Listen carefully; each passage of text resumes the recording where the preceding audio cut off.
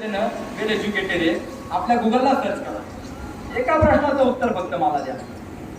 जी वस्तू ज्यापासून बनली त्यापासून चालती का, अशी एक तरी वस्तू दाखवा.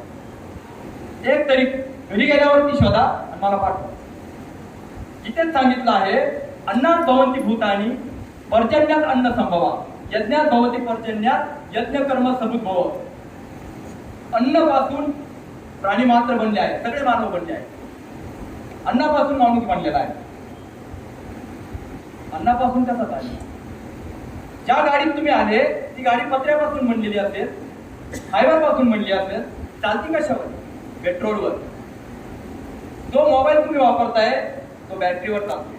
हा फॅन जो चालतोय बनला पत्र्याचा असेल, फायबरचा, इलेक्ट्रिकवर. तुमच्या खिशातला पेन शाईवर. कोणतीच वस्तू अशी नाहीये की ज्याच्यापासून बनली त्याच्यापासून चालते. शरीर अन्नापासून बनलेलं आहे, अन्नापासून चालतं. मग कशापासून चालतं? आपल्या व्हायटल पॉवरवर चालतं, प्राणशक्तीवर चालतं.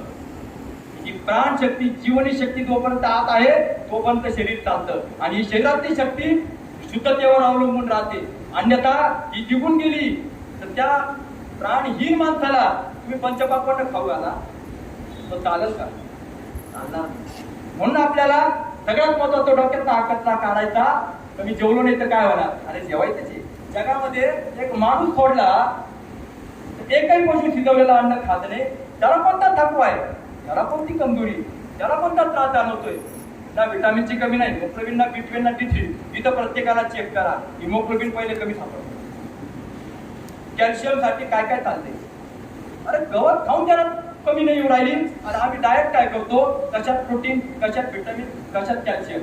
अरे आपल्या डोक्यामध्ये एक विचार बदला, एक पॉझिटिव्ह एनर्जी आणा. तुम्हाला लिंबाच्या पाण्यात सुद्धा खूप शक्ती मिळेल.